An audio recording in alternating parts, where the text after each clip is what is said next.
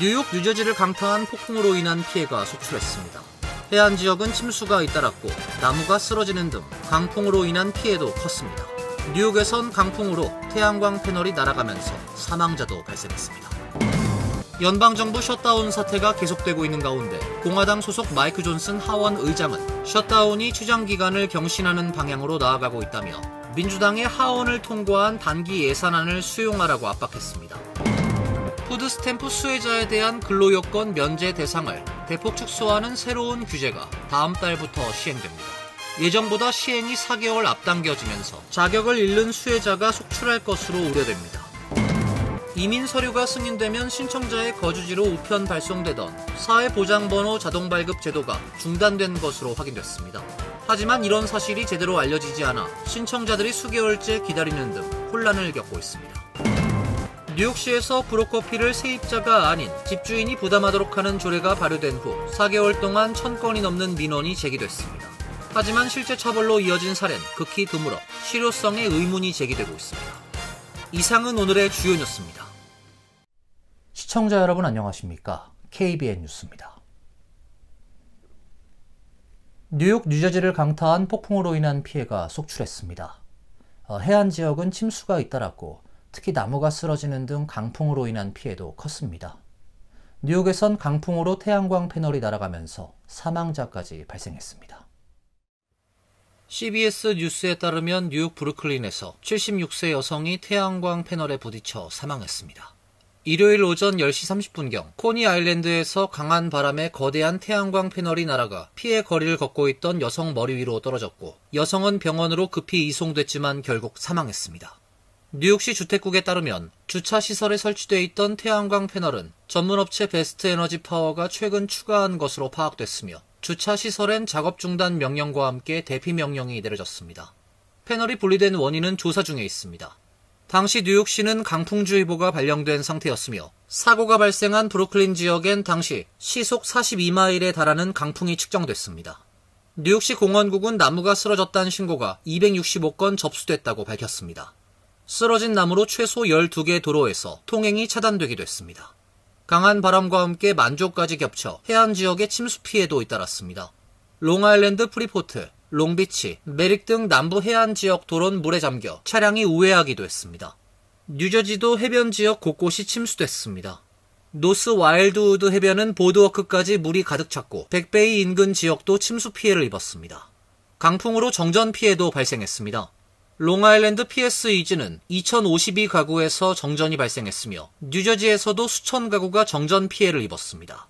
대중교통의 경우 지하철은 영향을 받지 않았지만 LIRR과 메트로노스는 어제 오전 일부 노선 운행 중단을 겪었고 NJ 트랜짓은 노스저지 코스트 노선과 애틀랜틱 시리 노선 운행을 중단했습니다. 연방정부 셧다운 사태가 계속되고 있는 가운데 공화당 소속 마이크 존슨 하원 의장은 셧다운이 추장 기간을 경신하는 방향으로 나아가고 있다며 민주당의 하원을 통과한 단기 예산안 수용을 압박했습니다. 정치 매체 더 힐에 따르면 존슨 하원 의장은 셧다운 13일째를 맡아 진행한 기자회견에서 민주당이 당파적 요구를 철회하고 정부 운영과 연방정부 공무원들에게 급여를 지급하는 데 필요한 예산안을 통과시켜주지 않는다면 우린 역사상 최장기간 셧다운을 향해 갈 수밖에 없다고 밝혔습니다. 존슨 하원 의장은 공화당은 협상 테이블로 돌아와 연 예산을 마무리하고 다른 모든 문제를 해결하길 간절히 바라고 있지만 인질이 된 것처럼 협상하진 않을 것이라고 말했습니다. 그는 상원 민주당이 임시 예산안을 받아들이도록 압박하는 차원에서 하원에서 예정됐던 표결을 취소하는 등 셧다운 기간 장기간 하원을 휴회 상태로 유지했습니다. 트럼프 1기 행정부 때인 2018년 12월 22일부터 2019년 1월 25일까지 35일간의 셧다운이 최장 사례입니다. 빌 클린턴 전 대통령 재임 기간 21일간 연방 정부가 셧다운됐었고 버락 오바마 전 대통령과 존 카터 전 대통령 재임 때는 17일간 셧다운이 이어졌습니다. 셧다운이 길어지면서 최근까지 문을 열었던 스미소니언 재단이 운영하는 박물관과 국립동물원이 어제부터 운영을 일시 중단했습니다. 스미소니언 재단은 워싱턴 DC를 중심으로 박물관 21개, 연구센터 14개, 국립동물원을 운영하고 있습니다. 워싱턴 DC 소재 싱크탱크 초당적 정책센터에 따르면 140여만 명의 연방정부 공무원들이 무급휴직에 들어갔거나 무급 상태로 일하고 있는 것으로 나타났습니다. 정부는 지난 10일 4,000명이 넘는 공무원들에게 해고를 통보했습니다. 국방부가 출입 기자들에게 미승인 정보를 보도하지 말란 내용의 서약을 요구했습니다. 기자단은 헌법에 어긋난다며 대중의 정보 접근을 제한하려는 조치라고 반발했습니다. 워싱턴 포스트에 따르면 국방부 기자단인 펜타곤 언론인협회는 어제 입장문에서 미승인 정보에 대한 보도를 제한할 것을 서약하란 국방부의 요구를 받아들일 수 없다고 밝혔습니다. 앞서 국방부가 승인되지 않은 기밀 또는 기밀은 아니지만 통제된 정보를 허락 없이 언론에 노출하면 출입증을 박탈하겠다고 경고한 것에 대한 대응입니다. 워싱턴 포스트, 뉴욕타임스, 월스트리트저널, CNN 등 유력 언론과 AP통신, 로이터 통신 등 주요 매체가 서명에 거부하겠다는 방침을 밝혔습니다. 국방부는 14일 오후 5시까지 서약서에 서명하지 않을 경우 24시간 안에 출입증을 반납하고 청사를 비워야 한다는 공지를 보냈습니다. WP 맷 머레이 편집국장은 국방부의 새 보도 지침은 언론의 자유를 보장한 헌법에 위배된다고 주장했습니다. 머레이 국장은 성명에서 지침은 정보 수집 및 보도 관련 불필요한 제약을 가함으로써 수정헌법 제1조 보호를 약화한다며 우린 계속해서 국방부와 행정부 전반에 걸친 공무원들의 정책과 입장을 적극적으로 그리고 공정하게 보도할 것이라고 밝혔습니다. 국방부 수석 대변인은 이 정책은 기자들의 동의를 받는 것이 아니라 정책을 이해하고 있다는 것을 요구할 뿐이라며 기자들의 집단 반발을 비판했습니다. 도널드 트럼프 대통령의 정적으로 꼽히는 레티샤 제임스 뉴욕주 법무장관 겸 검찰총장이 최근 대출 사기 혐의로 기소된 후에 처음으로 공식 행사에 참석해 트럼프 대통령과의 싸움을 계속하겠다는 의지를 밝혔습니다. 레티샤 제임스 뉴욕주 법무장관은 어제 맨해튼에서 열린 조란 맘다니 민주당 뉴욕시장 후보 유세장에서 연단에 나와 누구도 두렵지 않다고 말했습니다. 그는 무대에 올라 그저 자신의 일을 했다는 이유로 공격받는다는 게 어떤 기분인지 안다며 워싱턴 DC의 공격적인 정책에 맞서 계속 싸울 것이다. 멈추지도 포기하지도 굴복하지도 않을 것이라고 강조했습니다. 제임스 장관은 진실을 침묵시키고 반대 의견을 처벌하려는 강력한 목소리와 정치적 이득을 위해 정의를 무기화하는 것에 대해 경고했습니다.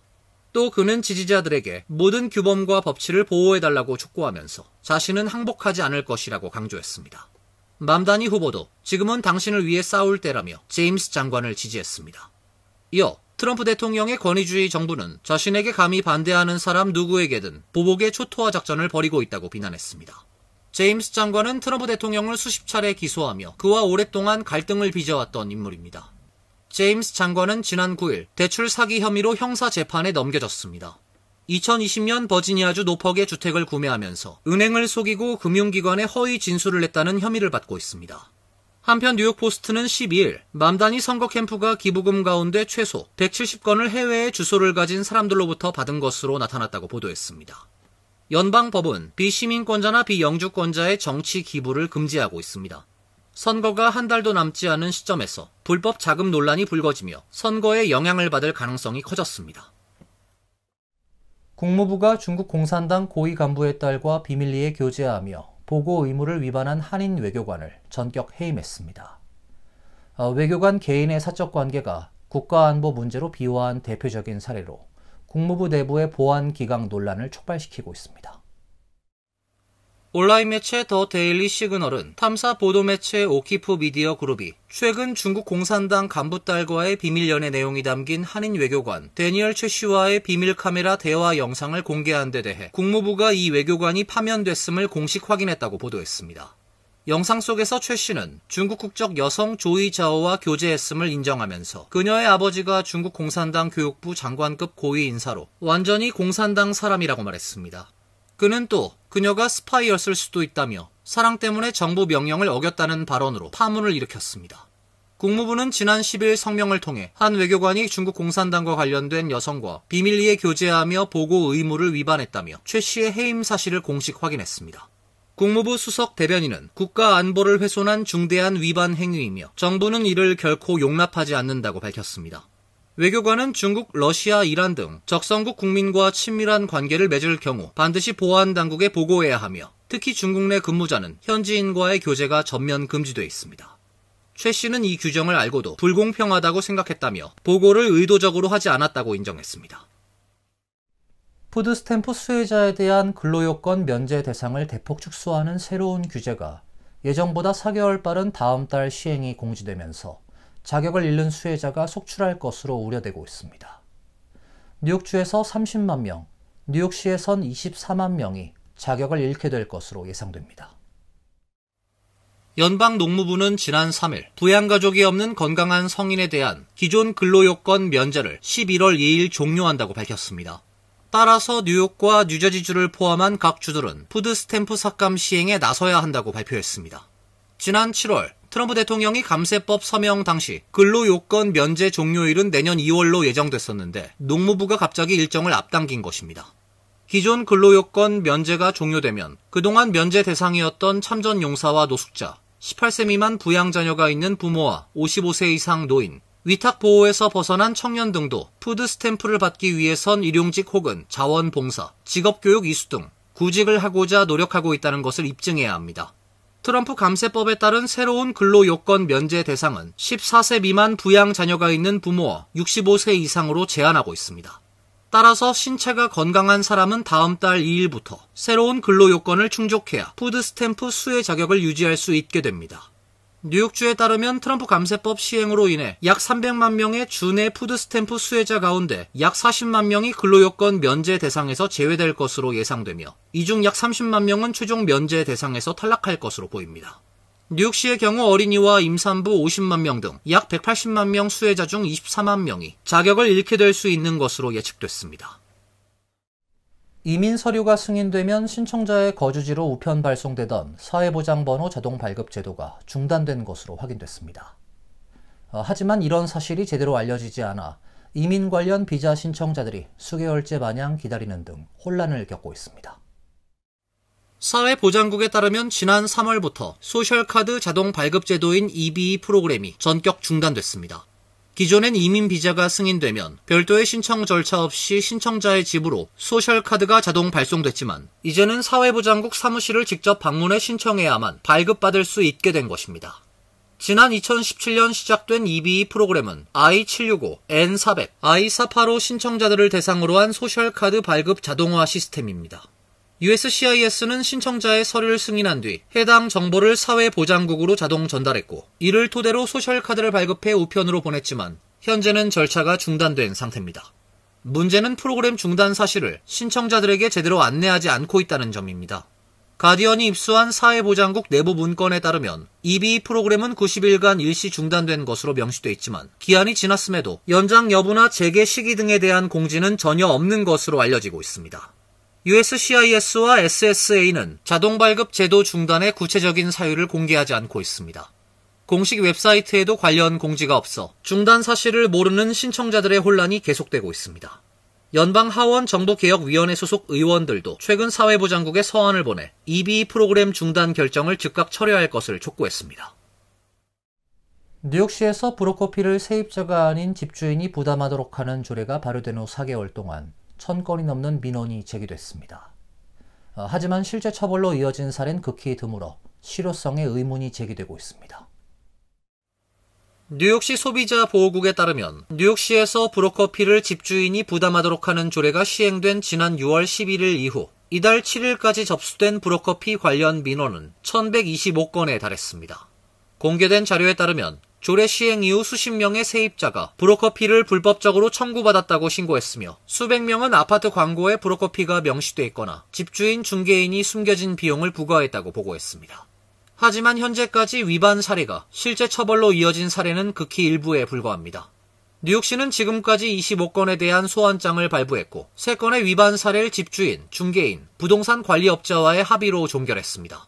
조례안 시행 중단을 요청하며 소송을 제기했던 뉴욕시 랜드로드 대표단체 뉴욕부동산위원회는 많은 민원이 제기됐음에도 실제 처벌은 거의 없다는 사실이 이 조례가 실질적으로 무엇을 규제하는지에 대한 혼란이 상당함을 보여준다고 지적했습니다.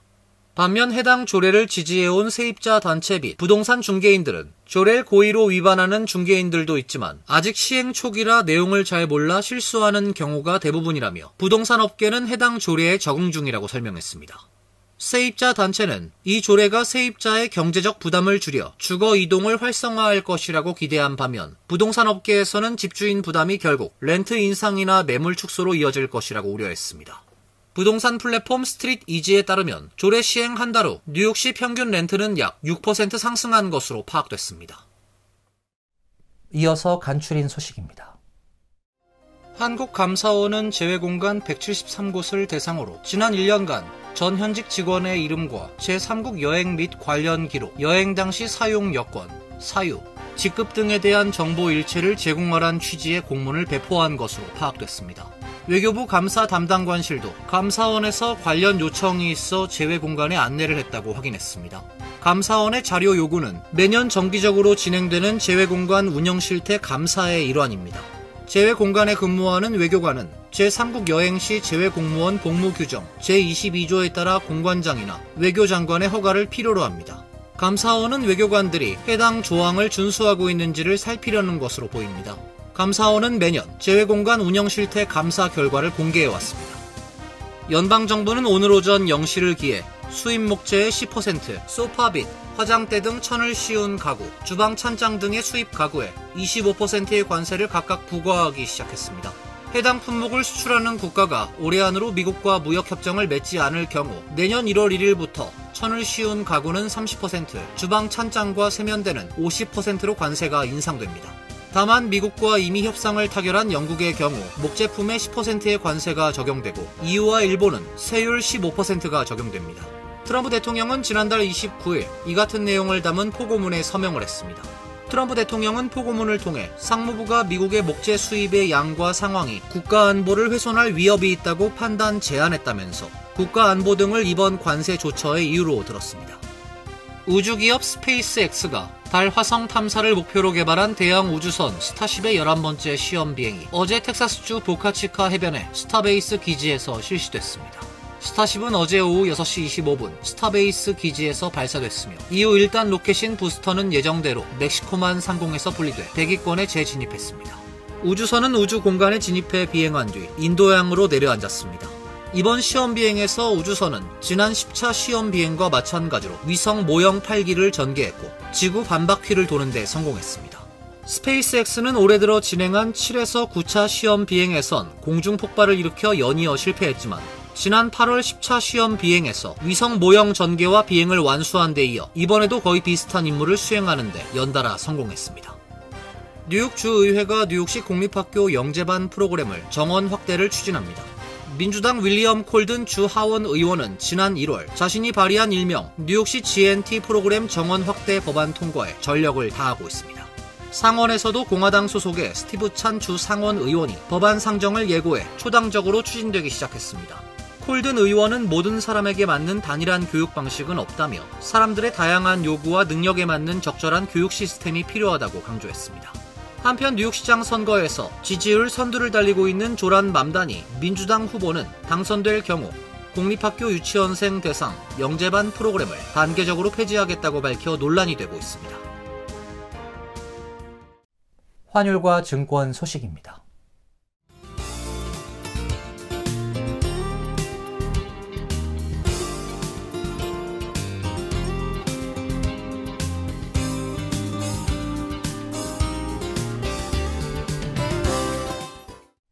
이어서 날씨입니다.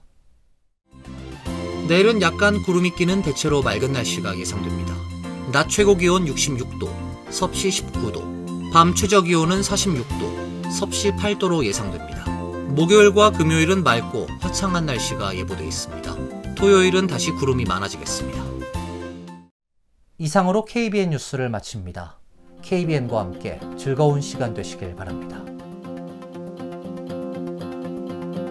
동부 최대 한인방송 KBN이 제작하는 KBN 뉴스는 웹사이트 mykbn.com 그리고 유튜브와 페이스북에서 다시 보실 수 있습니다.